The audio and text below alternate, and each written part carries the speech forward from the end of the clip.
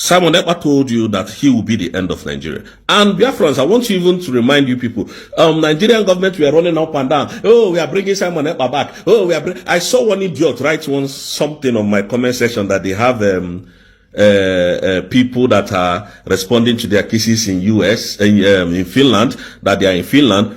My brother, what you don't know is bigger than you. Don't pretend. Nobody has come. All Nigerians do is to send emails. They use their part to send emails. Nobody is here to represent them in Finland. They are all thieves, criminals. That is who our wife's former hero is working with. American said that Nigerians, America is sponsoring Boko Haram in Nigeria. Nobody has come out.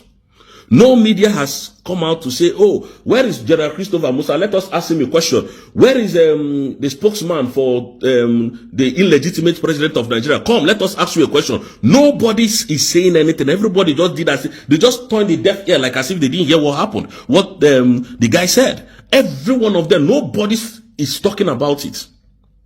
That's to show you how corrupt Nigerian government is. Very corrupt indeed. Send me this message about visa. I will never respond to you. Do not send me message about using my platform to beg for money that you are in the hospital. I will never respond to you. That is me. Thank you so much, Biafrans. And this is where I will say, let us go on and let us start today's news. The news today is that somebody from Tinubu's government said that they have given Mazina the kind of conditions of being released. I'm telling you, you are not serious. I think there's something wrong with your brain. Something must be wrong with your brain. You see, these terrorist governments, these terrorist Tinubu's government, just come to talk trash. They just come to talk rubbish because we are Igbos. But because we are Igbos, we are going to take what rightfully belongs to us. And you guys should go and tell Tinubu that the kidnap of Mazina and the Kanu will be the end of Nigeria. Go and mark my word. You see, the kidnap of that man from Kenya and still trying him up to today will be the end of Nigeria. Go and tell Tinubu, Tinubu is not a credible man. Now, some days ago, all of you were here when they said that American sponsors Boko Haram in Nigeria.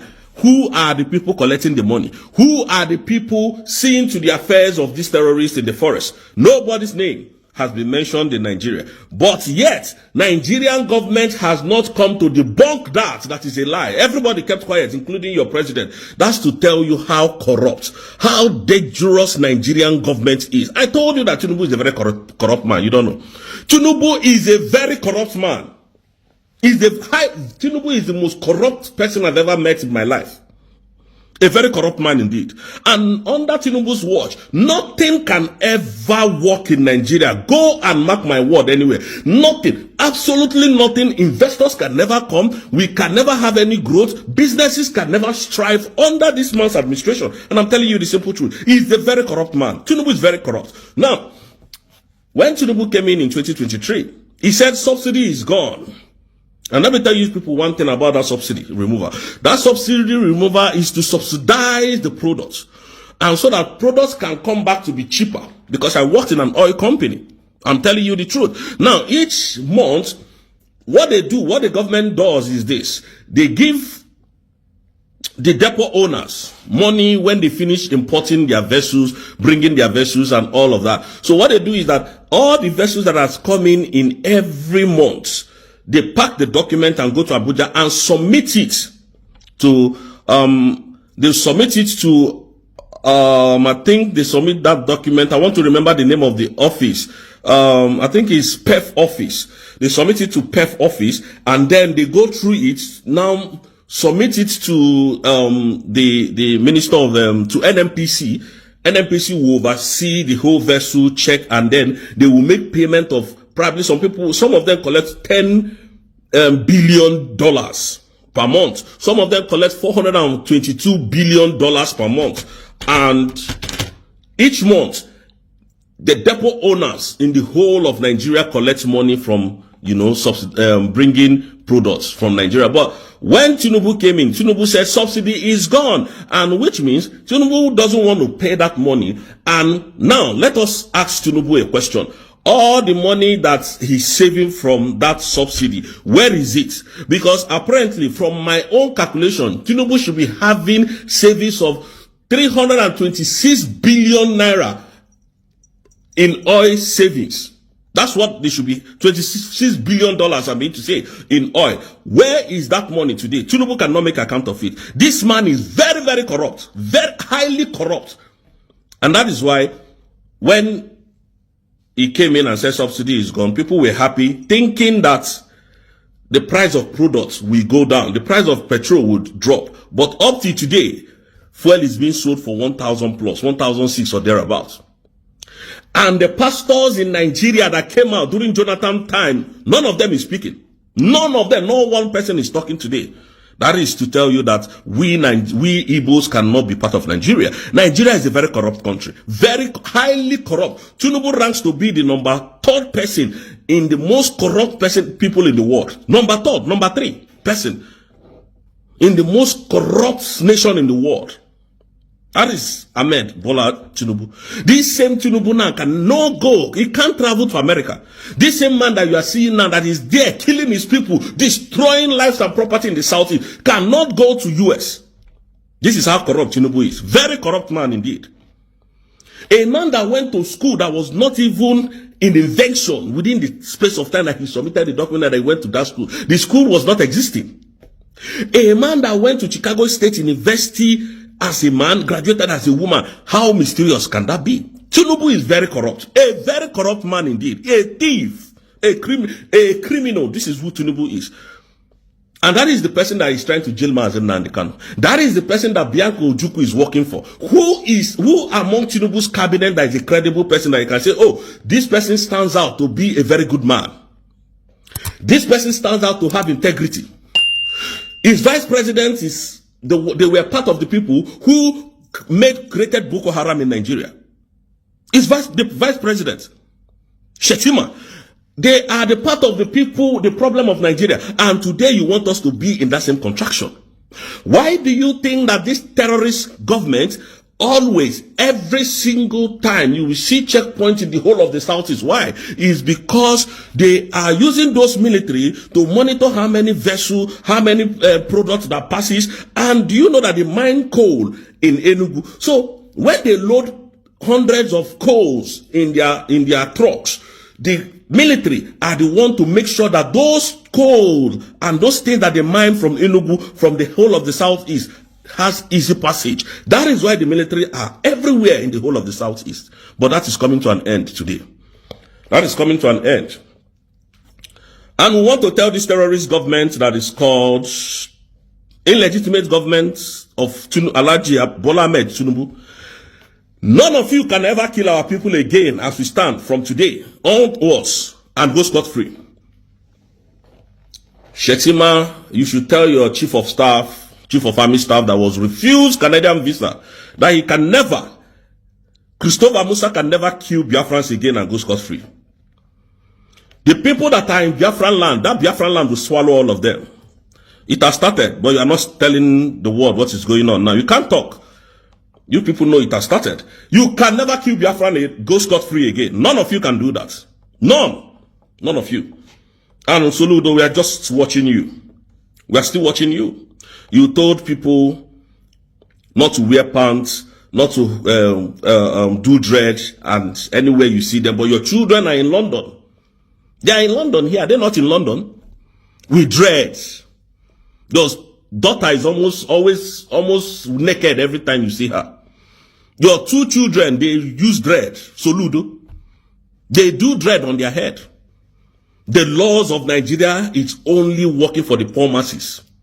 And you refuse to make that country, that your state, a great nation. I thought you said you are going to make Anambra to be Taiwan and Dubai.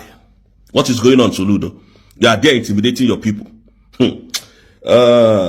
I know we gave the governors of the 5 states of the Southeast 60 days, and we are counting down. Oh yeah, no. Oh yeah, it will happen. It will happen. Just pretend as if you don't know, because we know what you know. Now we know what you know. How many people saw all these useless and illegitimate governors in Nnamdi Kanu's court case. None of them came. That's to tell you they don't care. They don't give a damn. They don't give an F of what is happening to Nnamdi Kanu. Nnamdi Kanu can stay there as long as he cares. But we give you the people the chase of your life. We'll give you a chase that you have never seen it before. We will give you something that you have never seen in your life. And I'm telling you the truth. All of you, go to the whole of the South. They have polluted everywhere. The waters, the oil, they are all polluted. The people who carried their personal truck to go and do bunkering, they will come and arrest them. That is what the soldiers are there to do. Those military checkpoints that you see, they are there guiding whatever the northerners are bringing to come and, extract from our land. That is what they are doing there. They are not doing any other thing. That is what they are doing there. The northerners will send like 30 trucks, 100 trucks. They are there to guide and protect those trucks, to make sure that they don't have any disturbances from the easterners. That is what these people are there to do. And they want us to keep quiet. And I want Musa to understand that Biafra is a sovereign nation now. Sovereignty. If you catch any one of your military men anywhere, if you catch them killing our people, they can't go scot-free again. They can never go scot-free as we speak. If they kill any of our people again, they can't. Because we promise our mothers and our fathers that we will avenge all the death from December till this February. And they can't go scot-free again. They have done enough. Criminals, terrorists. Look at, American said that Nigerians, America is sponsoring Boko Haram in Nigeria. Nobody has come out. No media has come out to say, oh, where is General Christopher Musa? Let us ask him a question. Where is the spokesman for the illegitimate president of Nigeria? Come, let us ask you a question. Nobody is saying anything. Everybody just did as they just turned the deaf ear like as if they didn't hear what happened. What the guy said. Every one of them, nobody is talking about it. That's to show you how corrupt Nigerian government is. Very corrupt indeed. Tinubu is leading Nigeria. A blind man is leading Nigeria. A corrupt man is leading Nigeria. A man that nobody can trace his identity. If anybody knows Tinubu's real identity, come out and tell us. That is who is leading Nigeria. And then youths that are well educated. They are all of them, most of them are Okada riders, most of them are selling clothes, most of them are hand robbers, most of them are Yahoo boys, most of them are frustrated in Nigeria. Yet you are stealing billions from oil, from the subsidy that you remove. Stealing billions. You're a very wicked man. Tinubu is a very heartless man. And that's why he cannot talk to Donald Trump. That's why Donald Trump does not respect him. Because he's a thief, a criminal. A very terrible person indeed. Tinubu is a terrorist, a thief. Terrorizing his own citizen. Can you imagine? Oh, you said Igbo Nigeria should be one, but you are treating your own citizen the way you are treating Nnamdi Kanu. And you want us to be in that same place? A man that the court has freed, the competent court of Nigeria has discharged and acquitted. You still went to bring his stay of execution and still kept him in bondage. Because he slept with your wife, Tinubu.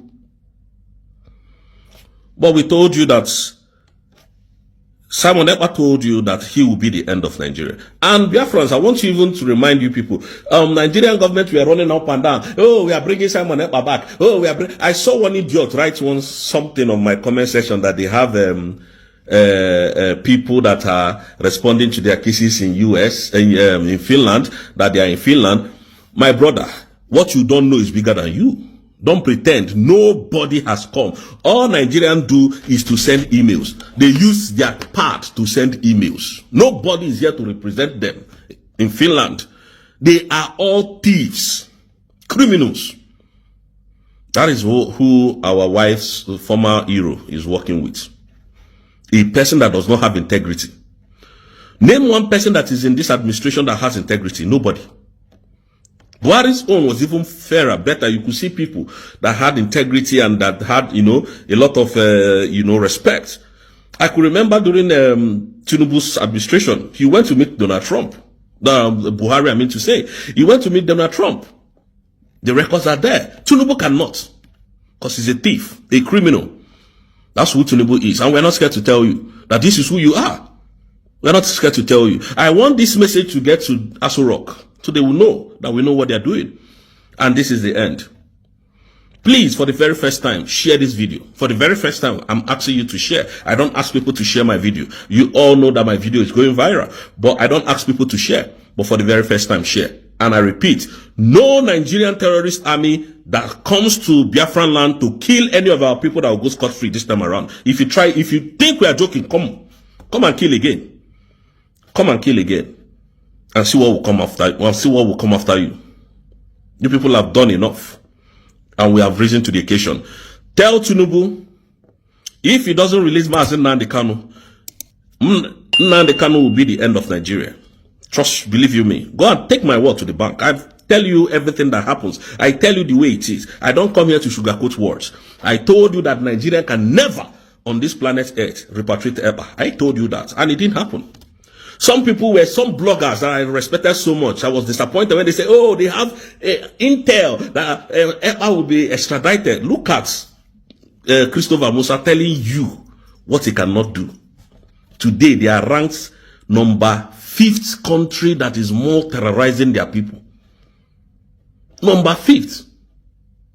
Tell me as a Nigeria what you as a Nigeria has benefited as a Nigeria. That you will come to my social media handle to write rubbish. Tell me one thing. All of you will tell you, somebody will come here now and say, oh, we have Nigerian passport. That Nigerian passport is as useless as tissue paper. And we paid for it. There is nowhere in the world that that passport is respected. Nowhere. If there is, please tell me. So on this note, Biafrans, I would leave and I will be back. And I keep telling you that our prime minister restrictions, part of them has been lifted and he will soon join us. And I believe that you guys know that what Nigerian government brought was very heavy, but he's been able to demolish them. So thank you, Biafrans. May God bless you and may God bless my followers. And I will always be here every single time when there is updates to update you on the recent happenings all over the world, including Finland. Thank you so much, and may God bless you. See you in my next video. He wrote to Elon Musk. He wrote, "Hi Elon Musk, here are some cut and dried cases of US aid in Nigeria, corruption and money laundering you may want to look into. On January 16, 2025, just 4 days before Donald Trump's inauguration, US aid made a $3.3 million payment to a vendor in Nigeria." So guys, it will shock you to know that David Hundeyin wrote Elon Musk disclosing how American people's money was being sent to Nigeria even after Donald Trump was inaugurated. They knew that Donald Trump was going to start investigation. So they quickly wanted to send more money into Nigeria through US aid. Money that we are now being told ends up in Boko Haram fighters' hand. David Hundeyin directly wrote to Elon Musk. You need to see what David wrote. Let me not talk much. Let me just allow you to take a look at this video. Take a look for yourself. David Hundeyin, who actually blew the whistle in the first place. David Hundeyin wrote to Elon Musk. He wrote, "Hi Elon Musk, here are some cut and dried cases of US aid in Nigeria, corruption and money laundering you may want to look into. On January 16, 2025, just 4 days before Donald Trump's inauguration, US aid made a $3.3 million payment to a vendor in Nigeria called Dye Global LLC. I looked into the payment history and saw that between August 2020 and January 2025, at least $48 million of US taxpayers' money supposedly invested in Nigeria went to Dye Global LLC, registered in Bethesda, Maryland. So I looked into Dye Global's activities in Nigeria, and it turns out to be a run-of-the-mill climate NGO, which organizes meetings and seminars and stages photos with politicians, and little else. Yet nearly all of its payments from U.S. aid in Nigeria are labeled all other professional, scientific, and technical services. I mean, since Donald Trump's inauguration on January 20th, at least $799,000 of U.S. taxpayers' money has been paid by U.S. aid to recipients in Nigeria, marked undisclosed or miscellaneous.